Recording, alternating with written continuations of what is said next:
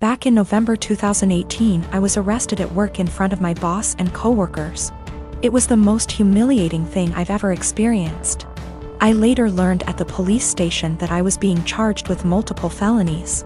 This came as a huge surprise. Luckily, I was able to keep my wits and lawyer up instead of speaking with the detective. For $13,000, which completely wiped my savings, I was able to retain a criminal defense attorney. However, it cost me everything, and I was unable to pay my bond. This resulted in me staying in jail for a total of 54 days.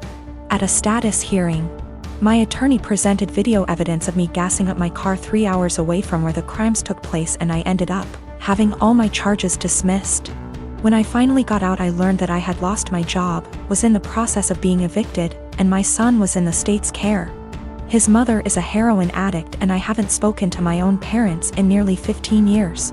They wouldn't let him go to my girlfriend because they didn't consider her family. Since my release, I've learned that I can't sue the police, and no one gives a shit that I was locked up for 54 days because the detective did poor investigation work. I've gone to the local press about this and was told that what happened to me happens quite a bit. They took down my info but never followed up. So what I did was create a website sharing my story. I also uploaded the police report and some other documents from the discovery. Literally, the only reason why I was arrested was because an eyewitness said they saw me. If the detective had done his job, he could have verified that I wasn't even in town on the day the crimes took place. This is what pisses me off the most. My life was ruined because of a lazy employee. My website is now ranked number 2 on the first page of search results when you type in my town's name. I live in a touristy town, and we attract a lot of visitors over the summer. My web traffic has more than quadrupled, and apparently it's gotten someone high up's attention. I received a cease and desist letter recently, which I showed to my attorney. He said sharing my experience online isn't illegal and that everything I had stated was a fact or my own opinion, protecting me from a defamation lawsuit. Yesterday, I received a visit from 2 officers and the detective who had arrested me. He apologized, stating mistakes can happen. They then talked to me about my website and asked if I could remove it. I said I would delete it on the condition that the detective leave his job and never do police work again. Suffice to say that isn't happening. After the visit I received, I'm more pissed off that the only reason the detective apologized to me was to get me to take down my website. I don't plan to, and the only one supporting this is my girlfriend. My friends think I'm being spiteful and have suggested that I just delete it. My son's dad is going through some financial issues at the moment and struggling to make ends meet, and I try to be understanding. I try my best to give my son nice things. Now his nice clothes are reserved for going out. If he wants to play, that's fine, but he can go and play clothes.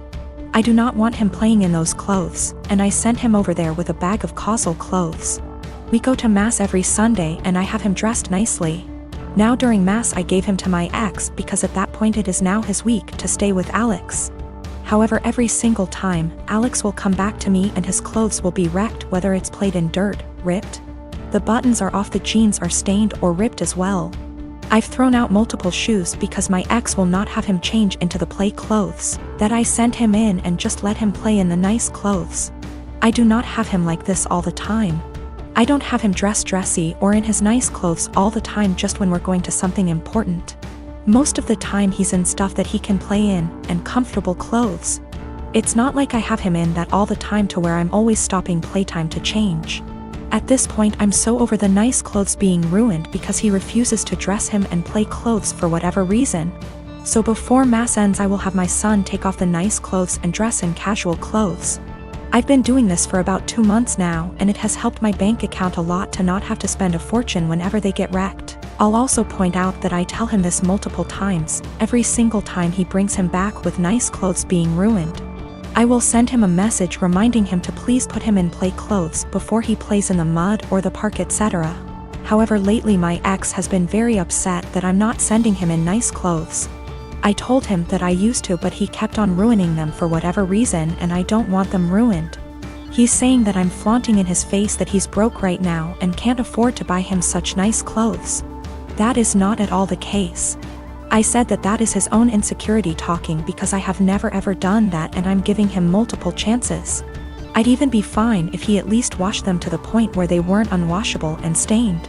However, he keeps saying that I am rubbing in his face that he can't buy him nice clothes right now. He needs those clothes whenever they go out to somewhere nice, and I'm being an asshole to him because he lets his kid play, and I don't want him to enjoy his time with his son and they're just clothes. I said if it has such a little significance to him then he doesn't need them that bad, and there is no argument here. He's pissed at me. I told her to a couple of my friends and family and they agree that I'm the insensitive to his situation. My brother-in-law, Sammy, lost his home shortly after his divorce 10 months ago. He moved in with us and brought his twin daughters, Olivia and Sloane 18, with him a couple of months ago. His sister, my wife, and I have one daughter, Zoe 16, and she and her cousins aren't close but get along fine. Olivia and Sloane have no respect for Zoe's privacy, none. They used to walk into her room and take everything they get their hands on. Makeup, phone accessories, clothes, school laptop, etc. Zoe complained a lot and I've already asked the girls to respect Zoe's privacy and stop taking things. My wife and Sammy saw no issue with this. After all, they're girls and this typical teenage girl's behavior. I completely disagreed. Last straw was when Zoe bought a $60 M.A.C makeup kit that looks like a paint set that she saved up for over a month, and one of the girls, Sloane, took it without permission and ruined it by mixing shades together while using it. Don't know much about makeup, but that's what Zoe said when she found the kit on her bed, and was crying. I told my wife and she said she'd ask Sloane to apologize, but I got Zoe a lock after I found she was moving valuable belongings out the house because of this incident. Sammy and his daughters saw the lock and weren't happy. The girls were extremely upset. Sammy asked about it and I straight up told him. He said, "My daughters aren't thieves. It's normal that girls of the same age borrow each other's stuff." He said Zoe could easily get another makeup kit for $15 from Walmart and shouldn't even be buying expensive adult makeup in the first place, and suggested my wife take care of this defect in Zoe's personality, trying to appear older than she is. He accused me of being overprotective and babying Zoe with this level of enablement. I told him this between me and my wife, but she shamed me for putting a lock on Zoe's door for her cousins to see and preventing them from spending time with her, saying I was supposed to treat them like daughters. Then demanded I remove it, but I said this lock does not get removed till her brother and his daughters are out of our house. She got mad I was implying we kick them out and said her family'll hate me for this. So I reminded her that I let Sammy and his family move, in which something her own family refused to do, so she should start with blaming them for not taking their own son and niece's granddaughters in. If it wasn't for her family's unwillingness to help, we wouldn't be dealing with this much disturbance at home. Everyone's been giving me and Zoe silent treatment and my wife is very much upset over this. My husband and I don't want kids. My mother-in-law is big into family in the traditional sense. She has been pushy with us about having kids since we got married. Literally the week after we got engaged, she started asking. My husband has always changed the subject, and has even told her that it's really none of her business. Every time we see her, she asks. Everything we do is built around the idea of us having kids.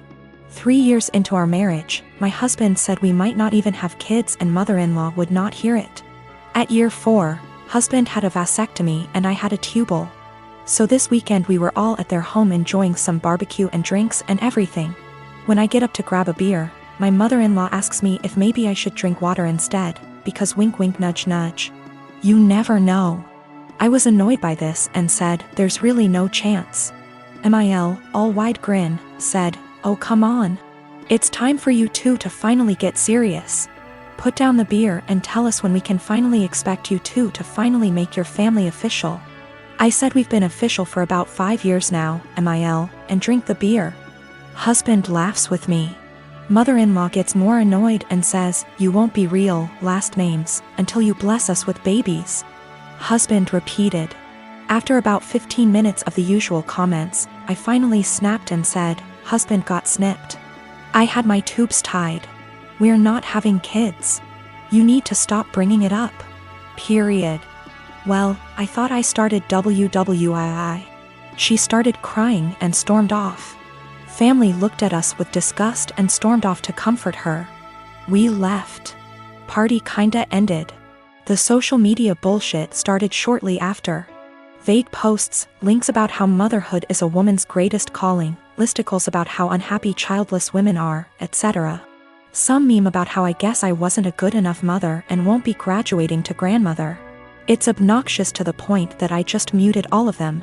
My mother-in-law finally called me this morning and told me that she was willing to put this all behind us if husband and I came over, and listened to her reasons that we really need to have kids. I told her no, that we are tired of her pushing this on us, and then she said, "You two aren't prepared to be real, last name S. I'd like a refund for what we paid for the wedding." It wasn't that much. It was like $400 for the rehearsal dinner. I hung up on her. When recounting this to my friends, a few of them said that I was the asshole here for dropping it like that. But I don't think she was ever going to drop it if I didn't finally make a serious, direct comment about it.